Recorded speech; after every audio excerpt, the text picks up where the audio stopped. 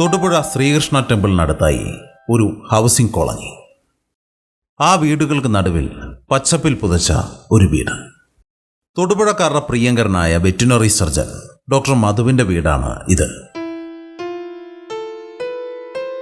ഈ വീട്ടിലേക്ക് എത്തുമ്പോൾ ആദ്യം നമ്മളൊന്ന് അമ്പരന്ന് പോകും. കാരണം ഈ പച്ചപ്പ് തന്നെയാണ്. ചെറിയ ചരൽ വിരിച്ച മുറ്റവും വഴികളും, അതിൻ്റെ പല വശങ്ങളിൽ നിറയെ പൂച്ചെടികൾ, അവയ്ക്കിടയിൽ വലിയ മരങ്ങൾ, ചെറിയ പഴച്ചെടികൾ. വീടിനോട് ചേർന്ന് തന്നെ ഒരു കാലിത്തൊഴുത്ത്, അതിനടുത്തായി കോഴി വളർത്തൽ, അപ്പുറത്തു മാറി 3 കുളങ്ങളിൽ മത്സ്യകൃഷി, അവയ്ക്കിടയിലായി പല തട്ടുകളിൽ വളരുന്ന പച്ചക്കറികൾ. ഇതിനിടയിലൂടെ ഒരുക്കിയിരിക്കുന്ന പാതയും ചരൽ വിരിച്ചിരിക്കുന്നു. അവയ്ക്ക് അലങ്കാരമേകാൻ പൂച്ചെടികളും. 32 സെന്റിലെ ഒരു കുഞ്ഞ് കാർഷിക ഉദ്യാനമാണ് ഇത്. അതിനുള്ളിൽ തന്നെ പലതരത്തിലുള്ള പക്ഷിമൃഗാദികളും വിരുന്നെത്തുന്നു. കാഴ്ചകളൊക്കെ കണ്ട് ഞാൻ എത്തിയപ്പോഴേക്കും ഒരു നിറഞ്ഞ പുഞ്ചിരിയുമായി ഡോക്ടർ വീട്ടിൽ നിന്നിറങ്ങി വന്നു. ഇദ്ദേഹമാണ് നമ്മൾ ഇന്ന് പരിചയപ്പെടാൻ പോകുന്ന ഡോക്ടർ മധു. ഞാൻ ആനിമൽ ഹസ്ബൻഡറി ഡിപ്പാർട്ട്മെൻറ്റിലാണ് 89-ൽ കൊന്നത്തടി പഞ്ചായത്തിലെ മൃഗാശുപത്രിയിലെ ഡോക്ടറായിട്ട് എൻ്റെ ഔദ്യോഗിക സേവനം ആരംഭിച്ചതാണ്. അപ്പോൾ ഇങ്ങനെ വ്യത്യസ്തങ്ങളായ മേഖലകളിലൂടെ സഞ്ചരിക്കാനുള്ള ഒരു ഭാഗ്യം കിട്ടിയത് കൊണ്ട് അതിനെ എനിക്ക് ഉപയോഗപ്പെടുത്തുക എന്നുള്ള നിലയ്ക്കാണ് ഇപ്പോൾ ഞാൻ ഈ ഒരു സംയോജിത കൃഷിയിടത്തിൽ ഈ എൻ്റെ അനുഭവങ്ങളെല്ലാം സംയോജിപ്പിച്ചുകൊണ്ടാണ് നിലവിൽ ഇപ്പോൾ എൻ്റെ ഒരു ഡെമോൺസ്ട്രേഷൻ എന്നുള്ള നിലയിലാണ് പ്രധാനമായിട്ടും ഞാനിത് ഉദ്ദേശിക്കുന്നത്. സ്വന്തമായി നമ്മുടെ പുരയിടത്തിൽ, അത് എത്ര ചുരുങ്ങിയതാണെങ്കിലും അതിനെ ശാസ്ത്രീയമായ വിളപരിപാലനവും പ്രകൃതി വിഭവ പരിപാലനവും വഴി പരമാവധി പ്രകൃതിക്ക് ആഘാതമേൽക്കാതെ വരുമാനവും ഉൽപ്പാദനവും വർദ്ധിപ്പിക്കുന്നതിന് വേണ്ടിയിട്ടുള്ള രീതികൾ ആളുകളിലേക്ക് എത്തിക്കുന്ന പ്രവർത്തനമായിരുന്നു യഥാർത്ഥത്തിൽ ആത്മയിൽ 3 വർഷക്കാലം ചെയ്തത്. അപ്പോൾ അതും ഇതുമായിട്ട് ചേരുന്നു. ഒപ്പം മാലിന്യ പരിപാലനം ഇതുമായിട്ട് ഇഴുകിച്ചേർന്ന് കിടക്കുന്ന സംഗതി. കാരണം നമ്മുടെ ഓരോ മാലിന്യമെന്നൊന്നില്ല എന്നുള്ളതാണ് യഥാർത്ഥത്തിൽ ഹരിതകേരള മിഷൻ മുന്നോട്ട് വയ്ക്കുന്ന ആശയം. കാരണം എല്ലാം ഒരു മിസ്പ്ലേസ്ഡ് റിസോഴ്സ് എന്നുള്ള നിലയിലാണ് മാലിന്യത്തെ. എന്ത് ജൈവമാലിന്യവും വളമാണ്, മണ്ണിന് കരുത്തേകുന്ന സുരക്ഷിതമായ ഭക്ഷണം ഉൽപ്പാദിപ്പിക്കാൻ കഴിയുന്ന ഒരു വസ്തുവാണ്, ജൈവവളമാണ് യഥാർത്ഥത്തിൽ ജൈവ മാലിന്യങ്ങളെല്ലാം. അതെ, അപ്പോൾ ആ നിലയ്ക്ക് ഈ മേഖലയിലുള്ളവർക്ക് നമുക്ക് കാണിച്ചു കൊടുക്കുമ്പോൾ നമ്മൾ തന്നെ ചെയ്ത് കാണിച്ചു കൊടുക്കുക, അത് ലാഭകരമായിട്ട് എങ്ങനെ മൃഗസംരക്ഷണ പ്രവർത്തനങ്ങൾ ചെയ്യാം. അപ്പോൾ ആ ഒരു ഇതുമായിട്ടൊന്ന് ലിങ്ക് ചെയ്യുക. കൃഷിയും മൃഗസംരക്ഷണവുമായി താരതമ്യേന വലിയ ഒരു പാരമ്പര്യമായിട്ടുള്ള ഒരു പരിചിതമായ മേഖല അല്ല എങ്കിൽ പോലും എൻ്റെ മനസ്സിൽ ആഗ്രഹമായിട്ട് അതുണ്ട്. സംയോജിത പുരയിട കൃഷി ആണല്ലോ ഞാൻ പ്രധാനമായിട്ടും ചെയ്യുന്നത്. അതിൻ്റെ ഏറ്റവും മുഖ്യ ഘടകം എന്നുള്ളത്, ഒരു അടിസ്ഥാന ഘടകം എന്നുള്ള നിലയ്ക്ക് ഉള്ള പ്രവർത്തനം ഈ പശു വളർത്തലാണ്, പാലുൽപാദനമാണ്. പ്രധാനമായിട്ടും 2 പശുക്കളെ, താരതമ്യേന നല്ല ഉൽപ്പാദനക്ഷമതയുള്ള 2 പശുക്കളെയാണ് ഞാൻ നിലനിർത്തിയിട്ടുള്ളത്. ഒരെണ്ണം ഒരു HF ക്രോസ്, സങ്കരന HF ആണ്, മറ്റൊന്നൊരു ജേഴ്സി സങ്കരമാണ്. അപ്പോൾ ഇത് രണ്ടും താരതമ്യേന നല്ല കൊഴുപ്പുള്ള പാലുള്ളതാണ്. രാവിലെ ഒരു 10 ലിറ്ററും ഉച്ച കഴിഞ്ഞ് ഒരു 5 ലിറ്ററും എന്നുള്ള രീതിയിൽ ഏതാണ്ട് ഒരു 15 ലിറ്റർ ശരാശരി, അങ്ങനെ ഒരു 30 ലിറ്റർ പാല് ഡെയിലി നമുക്ക് കിട്ടുന്നുണ്ട്.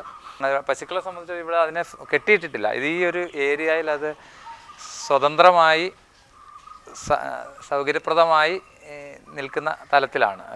ഒരു പശുവിൻ്റെ ഒരു കംഫർട്ട് ഉറപ്പുവരുത്തിക്കൊണ്ട് അതിനെ എങ്ങും കെട്ടിയിടാതെ ഒരു ഫ്രീ റേഞ്ചിങ് സിസ്റ്റം, അതാണ് ഏറ്റവും അനുയോജ്യമായ ഒരു കറവ പശുക്കളെ പരിപാലിക്കുന്ന രീതിയും അതുതന്നെയാണ്. കാരണം അതിന് ഒരു സ്വാതന്ത്ര്യമായിട്ട് നടക്കാനും അത്യാവശ്യം എക്സസൈസ് കിട്ടാനും കറക്കാൻ നേരത്തെ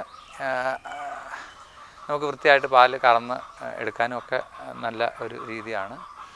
പശുക്കൾ സ്വാതന്ത്ര്യമായി സൗകര്യപ്രദമായി അതിന് യഥേഷ്ടം ഈച്ച വരികയാണെങ്കിൽ ഈച്ച ഓടിക്കുകയോ അല്ലെങ്കിൽ ചെറിയോ അതിന് അതുപോലെ തന്നെ ഒരു ചെറിയ എക്സസൈസ് കിട്ടുന്നതിനുള്ളൊരു സാഹചര്യം. അപ്പോൾ അങ്ങനെ സന്തോഷപ്രദമായി പശുക്കൾ നിൽക്കുമ്പോൾ സ്വാഭാവികമായിട്ട് അത് കൂടുതൽ പാല് ചുരത്തുന്നുള്ള കാര്യത്തിൽ സംശയമില്ല. അത് ഏരിയ കൂടുതലുണ്ടെങ്കിൽ അത് ശീലിച്ച് കഴിയുമ്പം ഒരു പുതിയതിനെ പറഞ്ഞാൽ ഇൻട്രൊഡ്യൂസ് ചെയ്യുമ്പോൾ പെട്ടെന്ന് ഒരു ആക്രമിക്കുമ്പോൾ അത് മാറിപ്പോകാൻ സ്ഥലമുണ്ടല്ലോ. പിന്നെ പലതും ഇത് ഇവിടെ ഉണ്ടായ കിടാവ ആ ചുവന്ന പശു. അപ്പോൾ അതിനെ നമ്മൾ ഒരു ഡീഹോണിംഗ് എന്ന് പറഞ്ഞാൽ ഉണ്ടായപ്പോഴേ തന്നെ അതിൻ്റെ കൊമ്പ് കരിച്ച് കളയുന്നൊരു പ്രോസസ്സുണ്ട്. അത് നമ്മൾ ചെറുതായിട്ടൊരു ലോക്കൽ അനസ്തീഷ്യ കൊടുത്തിട്ട് ആ കൊമ്പിൻ്റെ മൂളം ഉണ്ടാകുമ്പോൾ തന്നെ ഒരു കോട്ടറൈസ് ചെയ്ത് കളയുന്ന ഒരു പരിപാടിയാണ്, കരിച്ച് കളയുന്ന ഒരു ഇതുണ്ട്, ഡീഹോണിങ് എന്നാണ് പറയുന്നത്. അപ്പോൾ അത്തരത്തിൽ കൊമ്പില്ലാത്തതാണെങ്കിൽ സ്വാഭാവികമായിട്ടും അപകടങ്ങൾ അറിയാതെയാണെങ്കിലും കൊമ്പ് കുരുങ്ങിപ്പോവുമോ അല്ലെങ്കിൽ എണീക്കുമ്പോൾ നമുക്ക് തന്നെ അപകടം പറ്റാതിരിക്കുകയോ പരസ്പരം ഇതായിരിക്കുമോ കൊമ്പ് ഒടിഞ്ഞു പോവുമോ. അപ്പോൾ ഇങ്ങനെ ഫ്രീ റേഞ്ചിങ് സിസ്റ്റത്തിൽ യഥാർത്ഥത്തിൽ ഈ ഡീഹോണിങ് ആവശ്യമാണ്. അതുപോലെ തന്നെ കൂടുതലുണ്ടെങ്കിലും അങ്ങനെ തന്നെ നടക്കും. അപ്പോൾ ഏരിയ കൂടുതലുണ്ടാവും, ഒരു കൂടുതൽ ഏരിയയിലായിരിക്കും അത്. അപ്പോൾ പശു ഒരു പെക്കോർഡർ സ്വാഭാവികമായിട്ടുണ്ടാവും. ഉണ്ടായിക്കഴിഞ്ഞാൽ അത് ഒതുങ്ങി നിന്നോളും. ഈ കുത്താൻ വരുന്ന ചിലരതിൻ്റെ ഏറ്റവും മുകളിലത്തെ നിര താഴത്തെ നിര അങ്ങനെ ഒരു സ്വാഭാവികമായ ഒരു പെക്കോർഡർ ഉണ്ടാവുകയും അത് നോക്കി അവർ നിൽക്കുകയും ചെയ്യുന്ന ഒരു രീതിയാണ് സാധാരണ നമുക്ക് കാണാൻ പറ്റുന്നത്. അടുത്ത് വന്ന് തടസ്സപ്പെടുത്തി കഴിഞ്ഞാൽ കുത്തി ഓടിക്കുക, അപ്പോഴത്തേക്കും അത് മാറിപ്പോകുന്നു.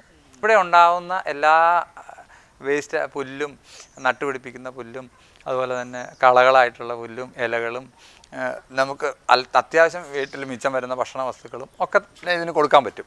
ഒപ്പം ഇതിന് ഏറ്റവും അടിസ്ഥാനപരമായി ഇതിന് ഏറ്റവും ആവശ്യമുള്ള 2 ഘടകങ്ങൾ എന്ന് പറയുന്നത് ഇതിൻ്റെ മാംസ്യം, പ്രോട്ടീൻ എന്ന് പറയുന്ന സാധനവും, ഒപ്പം കാർബോഹൈഡ്രേറ്റ് എന്ന് പറയുന്നത് എനർജി എന്നാണ് പറയുന്നത്. അപ്പോൾ ഒരു ഊർജ്ജം കൊടുക്കുന്ന സാധനം അത് മിക്കവാറും ഒരു ധാന്യമോ ഒക്കെ ആയിരിക്കും.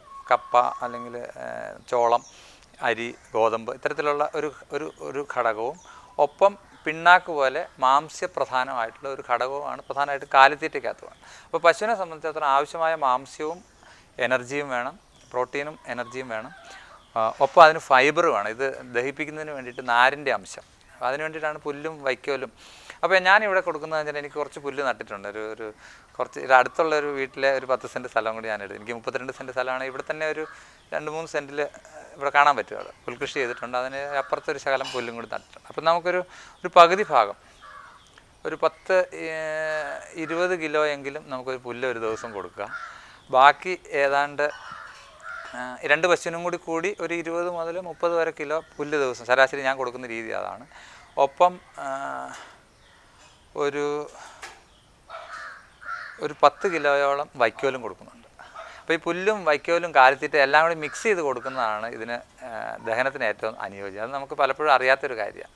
കാരണം ഇതിൻ്റെ കാലിത്തീറ്റ കൊടുക്കുമ്പോൾ, കാലിത്തീറ്റ അല്ല കഞ്ഞിയൊക്കെ കൊടുക്കുമ്പോൾ അത് തന്നെ കൊടുക്കുമ്പോൾ സ്വാഭാവികമായിട്ടും വയറ്റിൽ അസിഡിറ്റി ഉണ്ടാകും. പശുക്കൾ ഈ അയറിൽ ജീവിക്കുന്ന ഈ നാരിൻ്റെ അംശം സെല്ലുലോസ് ഡൈജസ്റ്റ് ചെയ്യുന്ന പശുക്കളെ സംബന്ധിച്ചിടത്തോളം ഈ ധാന്യമൊക്കെ ഒരു ക്രോണിക് അസിഡോസിസ് എന്ന് പറയുന്ന ഒരു സാഹചര്യം, ദഹനത്തിന് ഒരവസ്ഥ ആമാശയത്തിൽ രൂപപ്പെടുകയും ചെയ്യുന്നൊരു സാഹചര്യമുണ്ട്. അപ്പോൾ അതുകൊണ്ട് തന്നെ ഇതെല്ലാം കൂടി മിക്സ് ചെയ്ത് കൊടുക്കുമ്പോൾ അതിനകത്ത് ഫൈബറിൻ്റെ അംശവും എനർജിയുടെ അംശവും പ്രോട്ടീൻ്റെ അംശവും ഒക്കെ നമുക്ക് ഒന്നിച്ച് കൊടുക്കുന്ന ഒരു ടോട്ടൽ മിക്സഡ് റേഷൻ എന്ന് പറയുന്ന ഒരു പുതിയ രീതിയാണ് ഇപ്പം നിലവിലുള്ളത്. TMR ബ്ലോക്സ് ആയിട്ട് മിൽമയൊക്കെ തന്നെ മാർക്കറ്റ് ചെയ്യുന്നുണ്ട് ഇപ്പം, ടോട്ടൽ മിക്സഡ് റേഷൻ ബ്ലോക്സ്. അപ്പോൾ അതിനകത്ത് വൈക്കോലുണ്ട്, കാലിത്തീറ്റയുണ്ട്, ധാന്യത്തിൻ്റെ അംശമുണ്ട്, അങ്ങനെ എല്ലാം കൂടി ചേർന്ന ഓരോ ചവയ്ക്കും ഓരോ കഴിക്കുമ്പോഴും ഇതെല്ലാം കൂടി കിട്ടുന്നതായിരിക്കും എപ്പോഴും ദഹനത്തിന് നല്ലത്. ഞാനത് പരമാവധി നമുക്ക് നമ്മുടെ പരിമിതമായ സാഹചര്യത്തിൽ ലഭ്യമായിട്ടുള്ള എല്ലാ വസ്തുക്കളും ഒപ്പം കുറച്ച് വൈക്കോലും കാലിത്തീറ്റയും എല്ലാം കൂടി ചേർത്ത് ഒന്നിച്ചാണ്. അങ്ങനെ 2 നേരം കൊടുക്കും. ഉച്ചയ്ക്ക് ഒരു ഹാഫ് മീലും കൊടുക്കും.